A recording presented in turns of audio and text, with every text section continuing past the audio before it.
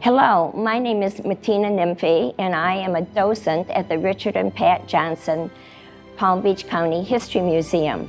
We are very excited to announce a new exhibit which will be available in digital format on our website.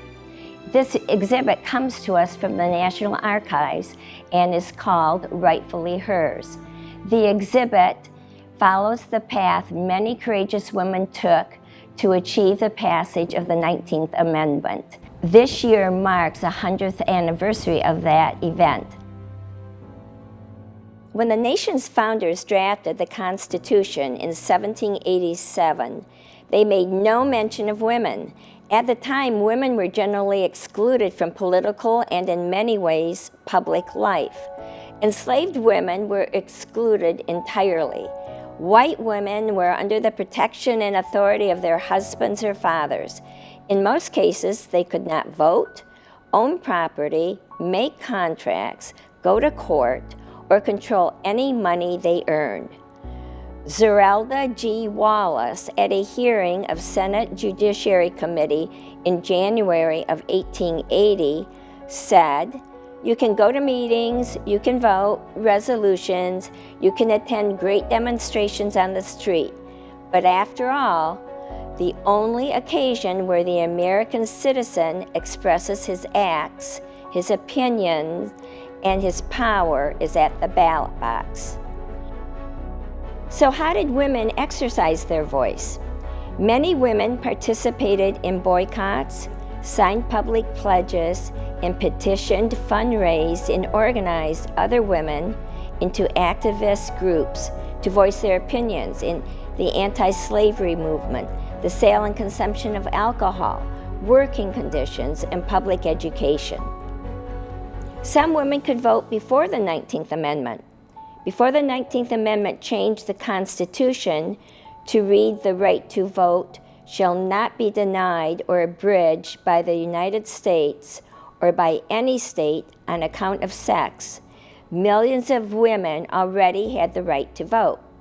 The Constitution leaves voting eligibility requirements up to the states. Therefore, who can vote and what they can vote on has varied from state to state over time. Before the 19th Amendment ratification, 15 states had already granted women at least some voting rights. However, because states decide voter qualifications, some women remained unable to vote after the 19th Amendment for other reasons. How did women win the vote? The fight to win women the right to vote in the United States was not easily or quickly won. To win women access to the polls, a diverse group of suffragists, individuals who supported giving voting rights to women, fought more than 70 years using many different strategies. Some focused on amending the U.S. Constitution, while others worked to change state election laws. Suffragists lobbied privately in their parlors and publicly in the halls of Congress. They wrote articles, circulated petitions, gave speeches, organized marches, and were sometimes imprisoned for their protests. Over time, these tactics won political support for women's suffrage necessary for ratification of the 19th Amendment to the U.S. Constitution in 1920. Adela Hunt Logan in 1905 stated, "Government of the people, for the people, and by the people is but partially realized so long as women has no vote."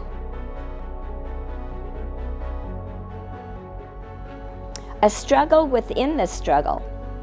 African Americans played an important and active role in the women's suffrage movement. Because of their race, however, Black women were not always welcome at white-led suffrage meetings and demonstrations. African American women formed their own clubs to pursue reform issues, including women's suffrage.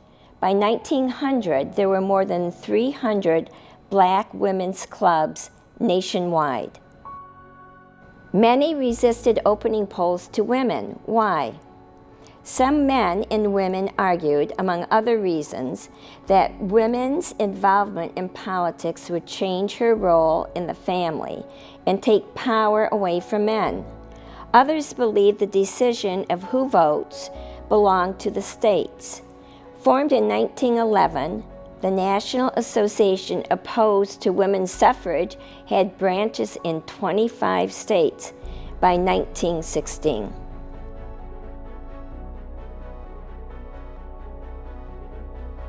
A constitutional victory. The ratification of the 19th Amendment was a landmark moment in American history that dramatically changed the electorate. It enshrined in the United States Constitution fuller citizenship for women and a more expansive democracy for the nation. The 19th Amendment, August 18, 1920, states, "The right of citizens of the United States to vote shall not be denied or abridged by the United States or by any state on account of sex." Carrie Chapman Catt and Nettie Rogers Schuler wrote, "It was a continuous, seemingly endless chain of activity. Young suffragists who helped forge the last links of that chain were not born when it began. Old suffragists who forged the first links were dead when it ended."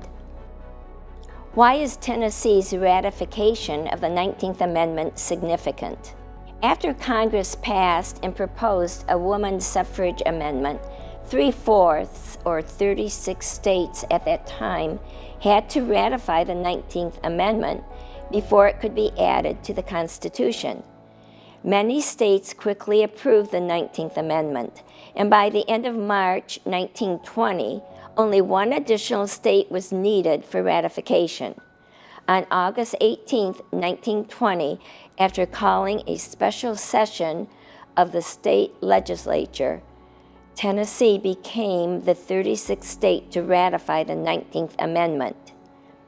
Our ability to amend. The founders personally made it hard, but not impossible, to change the Constitution. In 1869, the first amendment proposing suffrage for women was introduced in Congress. It took 50 years and 900 proposals for Congress to pass a resolution that became the 19th Amendment to the Constitution. What voting rights struggles persist? Even after the 19th Amendment was ratified, millions of women remained unable to vote. Puerto Rican women were excluded from the 19th Amendment. All adult women didn't gain the vote till 1935. The lack of U.S. citizenship limited voting rights for many Native Americans and Asian immigrant women. All Native Americans were granted U.S. citizenship in 1924. Asian immigrants couldn't become citizens until 1952.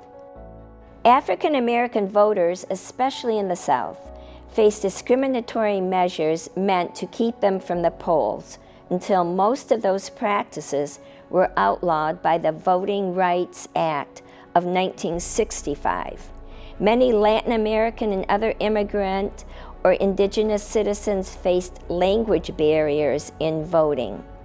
Amelia Boynton Robinson said, "It's important that young people know about the struggles we faced to get to the point we are today. Only then will they appreciate the hard-won freedom of blacks in this country." Your vote is your voice. The 100 years since the ratification of the 19th Amendment has seen voting rights expanded to millions more women after many ongoing struggles against voter discrimination succeeded. However, people continue to fight to expand and protect voting rights today. The best practice for your voting rights is to use the most powerful political tool any citizen has, your voice. another landmark voting rights victory. The Voting Rights Act of 1965 was landmark civil rights legislation that outlawed discriminatory voting laws and practices designed to keep blacks and other voters of color from the polls. The act enfranchised millions of new voters. In 2013, the Supreme Court struck down an important provision to enforcing the law. In recent years, some states have passed election laws that advocates say prevent fraud, but critics argue are intended to suppress voting rights. We would like to thank the Palm Beach County League of Women Voters for allowing us to participate in this momentous occasion.